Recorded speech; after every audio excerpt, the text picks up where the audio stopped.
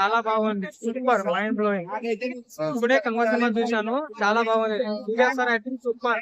100 years back scenes ఇప్పుడు scene కలిపారు కాబట్టి కొంచెం కనెక్టివిటీ అయితే వచ్చేస్తుంది మనకి. సస్పెన్స్ లాగా అయితే నెక్స్ట్ ఏం చెప్తాను. కార్తీ ఎంట్రన్స్ అది చూస్తే చెప్పొచ్చు. కార్తీ అసలు సినిమాలో ఉంటాడని కూడా తెలియదు.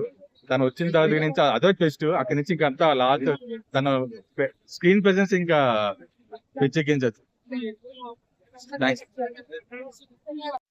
మరొకసారి చూపించుకున్నాడు. అందులో ఓవరాల్ గా సినిమా కోసం మనం చూసుకుంటే కనుక సాంగ్స్ ఎక్స్పెక్ట్ చేయొద్దు, ఎందుకంటే ఒక తెగకి సంబంధించినటువంటి స్టోరీ కాబట్టి దాని ద్వారా చూడాలా.